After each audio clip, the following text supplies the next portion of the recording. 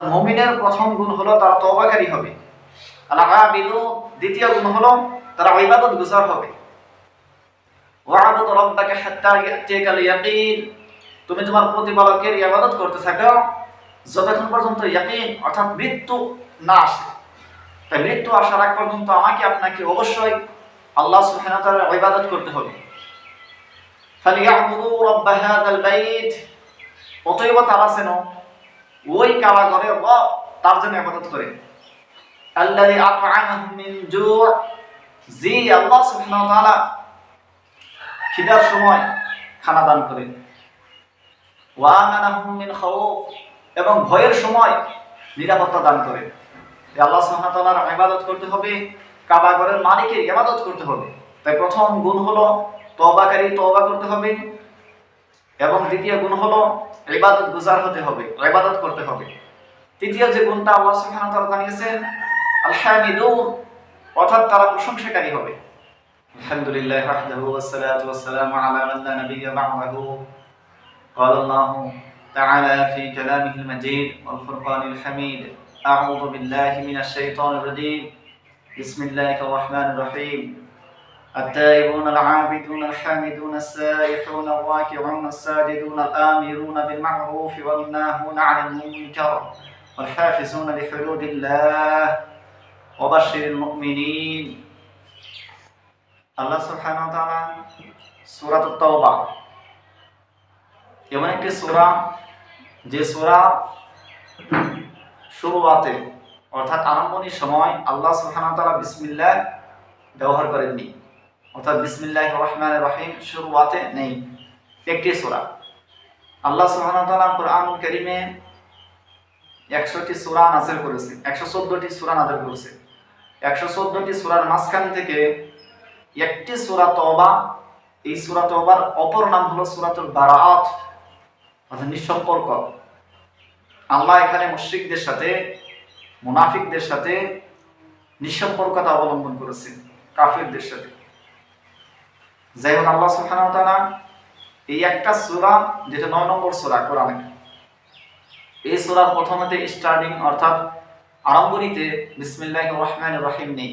আর অন্যান্য 113টি সূরা আছে, বাকি প্রত্যেকটার শুরুতে অর্থাৎ আরম্ভণীতে বিসমিল্লাহির রহমানির রহিম দিয়ে আরম্ভ হয়েছে। যাই হোক, আল্লাহ সুবহানাহু ওয়া তাআলা কিন্তু এই যে একটা কম, সেইটা কিন্তু অন্য একটা সূরায় সেটা পুরা করেছেন, সূরাতুন নামলের মাঝখানে। অর্থাৎ সেখানে আরম্ভণীতে একটি বিসমিল্লাহ আছে এবং আভ্যন্তরীণ অর্থাৎ সূরার মধ্যবর্তীতে আরো একটা বিসমিল্লাহ আছে। ইন্নাহু মিন সুলাইমান ওয়া ইন্নাহু বিসমিল্লাহির রহমানির রহিম। এই সিটি সম্পর্কে, এই সিটিটা হলো সুলাইমান আলাইহিস সালাতু ওয়াস সালামের পক্ষ থেকে বিসমিল্লাহির রহমানির রহিম, শুরু আল্লাহর নামে যিনি রহমান এবং রহিম। যাই হোক, আল্লাহ সুবহানাহু ওয়া তাআলা সেই সূরাতুত তাওবার 112 নম্বর আয়াতে মুমিনদের কিছু গুণ বৈশিষ্ট্য বর্ণনা করেছেন। আর ওই মুমিন, যে মুমিনকে আল্লাহ সুবহানাহু ওয়া তাআলা খুশখবরি দেওয়ার কথা বলেছেন, অর্থাৎ তারা জান্নাতে খুশখবরি পাবেন যদি কোনো মুসলমানের, কোনো মুমিনের যদি এই কয়েকটা গুণ যদি কারো মাঝে থাকে, আমার মাঝে যদি থাকে, তাহলে আমাকে আল্লাহ সুবহানাহু ওয়া তাআলা জানিয়েছেন যে তাকে তুমি খুশখবরি দান করো। ওই গুণটি যদি, ওই বৈশিষ্ট্য যদি আপনার মাঝখানে থাকে, আল্লাহ সুবহানাহু ওয়া তাআলা জানিয়েছেন তাকেও বলো খুশখবরি, অর্থাৎ তাকেও জান্নাতের খুশখবরি দান করো, তাকে সুসংবাদ দান করো। তার মাঝখান থেকে আল্লাহ সুবহানাহু ওয়া তাআলা এখানে কয়েকটি গুণ বর্ণনা করেছেন।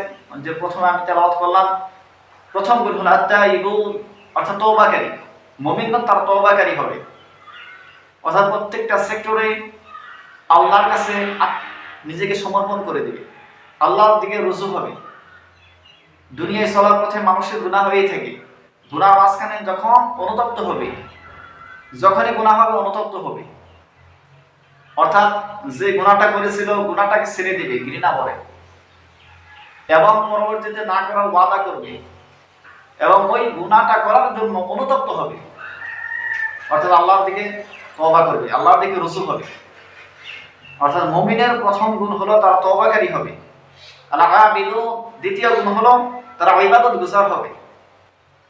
ওয়া'বুদ রাব্বাকা হাত্তা ইয়াতিয়াকাল ইয়াকিন, তুমি তোমার প্রতিপালকের ইবাদত করতে থাকো যতক্ষণ পর্যন্ত ইয়াকিন অর্থাৎ মৃত্যু না আসে। তাই মৃত্যু আসার আগ পর্যন্ত আমাকে আপনাকে অবশ্যই আল্লাহ সুবহানাহু ওয়া তাআলার ইবাদত করতে হবে। ফালিয়াবুদু রাব্ব হাযাল বাইত, অতএব তারা যেন ওই কাবা ঘরের রব তার জন্য ইবাদত করে। আল্লাযী আত'আমাহুম মিন জু', জি আল্লাহ সুবহানাহু ওয়া তাআলা খিদার সময় খানা দান করে।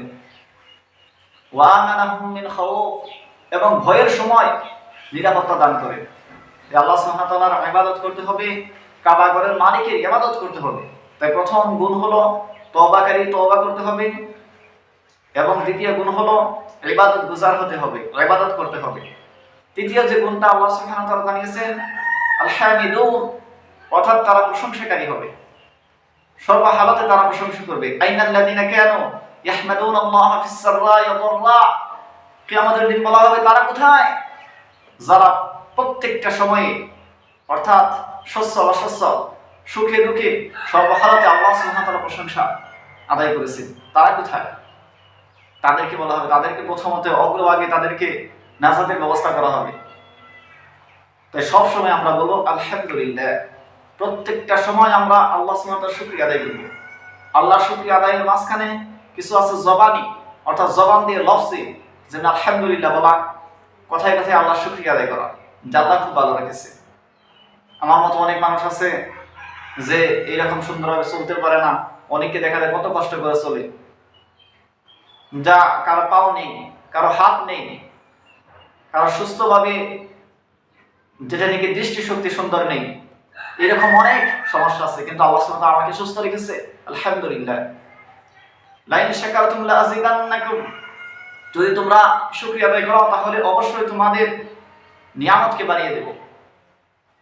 ওয়ালা ইন কাফারতুম, আর যদি তোমরা নাশকরি হও, শুকরিয়া যদি আদায় না করো, ইন্না আযাবি লাশাদীদ, তাহলে অপেক্ষা করতে হবে, অপেক্ষা করো, অবশ্যই আমার আযাব, আমি আল্লাহ সুবহানাহু ওয়া তাআলা আযাব লাশাদীদ, অত্যন্ত কঠিন।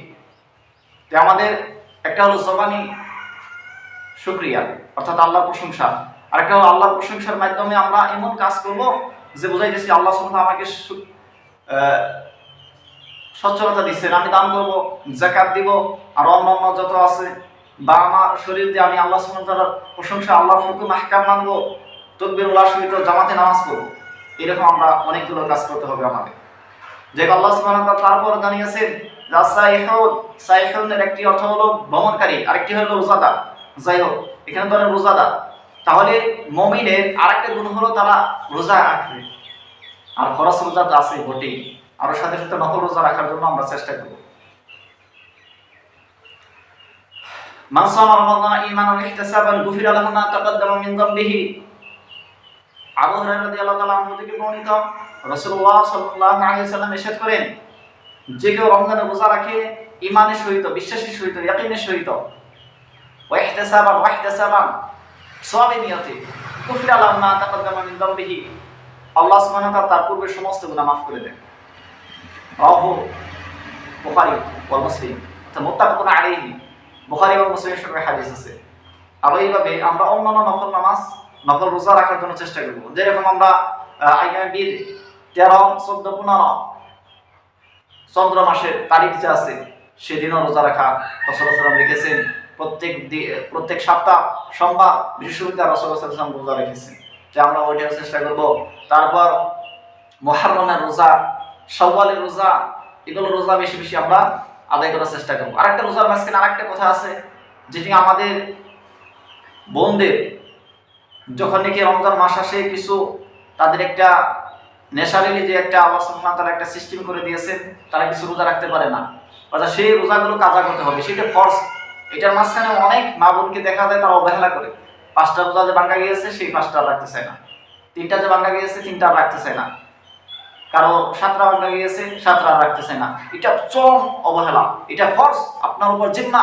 তখন আল্লাহ সুবহানাহু ওয়া তাআলা মাফ করেছিলেন, কিন্তু পরবর্তী অবশ্যই এটা কাজা করতে হবে, অবশ্যই এটা কাজা করতে হবে, অবশ্যই এটা কাজা করতে হবে, ফরজ। তাই আমাদের এটা বহুত লক্ষণীয়, এটা গুরুত্ব দিতে হবে। সেগুলো নিয়াত করে যে আমার রমজানের রোজা কাজা ছিল, এই একটা রোজা রাখলাম, এমনি করে যে কয়টা হয় এই কয়টা আমরা রোজা রেখে দেবো ইনশাআল্লাহ। আর এখন তো ঠান্ডার সিজন আসতেছে, এখন তো দিনটা ছোট, এখন তো চান্স, তাই আমরা আগের কাজগুলো আমরা উঠিয়ে নিই।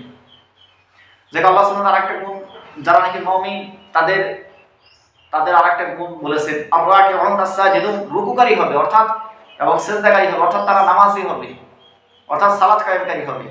তাই নামাজ সম্পর্কিত অনেক ডিটেলস আছে, তাই নামাজ তো একটা আমরা পড়বই, নামাজ তো সবসময় আমাদের উপর খরচ, তাই সেটা বলা বাহুল্য, সেটা বলতে হবে না। তাই আমরা নামাজের কথা আছে অর্থাৎ নামাজ পড়বে তারা। আল আমিরুনা বিল মা'রুফ ওয়ান নাহিউনা আনিল মুনকার, এবং আরেকটি গুণ হলো তারা সৎ কাজের আদেশ, অসৎ কাজে নিষেধ করবে। তাই আমাদের যদি সামর্থ্য হয় যে কোনো একটা অসৎ কাজ দেখি, সেটাকে আমরা যদি হাত দিয়ে পারি হাত দিয়ে সেটাকে দমিয়ে দেব, আর যদি না পারি তাহলে আমরা জবান দিয়ে দমিয়ে দেব। জবান দিয়ে যদি না পারি কমসে কম দিল দিয়ে সেটাকে তো ঘৃণা করবোই প্রথমতই। দিল দিয়ে যদি কোনো প্ল্যান করে যে অমুককে বললে যদি কাজ হয়, এটাও যদি করা সম্ভব হয় এটাও করবো। যাই হোক, সেটাকে দমিয়ে দিতে হবে সৎ কাজের, এবং সৎ কাজের আদেশ সবসময় সর্বদা করতে হবে, যতটুকু সম্ভব আমার তাকত অনুযায়ী এটাও করতে হবে। সৎ কাজের আদেশ, অসৎ কাজের নিষেধ আমাদের সবসময় এটা করতে হবে। এবং আল্লাহ সুবহানাহু ওয়া তাআলার যে বর্ডার আছে, সেই বর্ডারকে ক্রস করা যাবে না। অর্থাৎ আল্লাহ সুবহানাহু ওয়া তাআলা আমাদেরকে বর্ডার দিয়েছে, সেই বর্ডার আমাদের ক্রস করা যাবে না। অর্থাৎ আল্লাহ সুবহানাহু ওয়া তাআলা একটা গণ্ডি দিয়েছেন যে প্রত্যেকটা বস্তু আমলের ক্ষেত্রে এগুলো যে আছে, এগুলো যে আমল করার ক্ষেত্রে আমাদের অনেকটা বর্ডার আছে, সীমালঙ্ঘন করা যাবে না। অর্থাৎ কেউ একদম রোজা রাখা ধরলো, রোজা রেখে সমস্ত কিছু বাদ দিয়ে দিল, এখন স্ত্রী সন্তানের কোনো খেয়াল নাই বা দুনিয়ার কোনো খেয়াল নাই, এটাও না। অর্থাৎ সমস্ত কিছু করার ক্ষেত্রে ব্যালেন্স করে সেইটাকে আমাদেরকে আমল করতে হবে। আর একটা হলো আমরা আল্লাহ সুবহানাহু ওয়া তাআলার যে বর্ডার আছে, অর্থাৎ আল্লাহ সুবহানাহু ওয়া তাআলা যে হারাম হালাল যে মানদণ্ড দিয়েছে সেটা ক্রস করা যাবে না। আল্লাহ হালালে থাকতে হবে, হারামে প্রবেশ করা যাবে না। আল্লাহ যে গণ্ডি দিয়েছে যে এই পর্যন্ত জায়েজ, তার উপরে নাজায়েজ, তাহলে নাজায়েজ থেকে আমাদেরকে দূরে থাকতে হবে। এইটা হালাল, এইটা হারাম, ব্যবসা হালাল, সুদ হারাম, তাহলে আমাদেরকে ব্যবসা করতে হবে, হারাম থেকে সুদ থেকে বাঁচতে হবে। ওই রকম আরো আছে। তাই আল্লাহ সুবহানাহু ওয়া তাআলা এই কয়টা গুণ যদি আমার মধ্যে থাকে, আপনার মধ্যে থাকে, আল্লাহ সুবহানাহু ওয়া তাআলা ওয়াবাশশিরিল মুমিনিন, ওই সব মুমিন, অর্থাৎ এগুলো হলো মুমিনদের গুণ, ওই মুমিনদেরকে তুমি সুসংবাদ দান করো। সুবহানাল্লাহ। তাই আমরা যদি চাই সুসংবাদপ্রাপ্ত মুমিন হব, তাহলে অবশ্যই এই গুণগুলো আমার জিন্দেগির মাঝখানে কয়টা আছে আমরা লক্ষ্য করি। অর্থাৎ যদি না থাকে, কিছু যদি কম থাকে, আমরা চেষ্টা করব আমাদের জিন্দেগির মাঝখানে যত এই গুণ যেন এসে যায়। আল্লাহ সুবহানাহু ওয়া তাআলা আমাদেরকে কুরআন মোতাবেক জিন্দেগি, রাসূল সাল্লাল্লাহু আলাইহি ওয়াসাল্লামের সুন্নাত মোতাবেক জিন্দেগি অতিবাহিত করার তৌফিক দান করুন। আমিন। ওয়া আখিরু দাওয়ানা আলহামদুলিল্লাহি রাব্বিল আলামিন।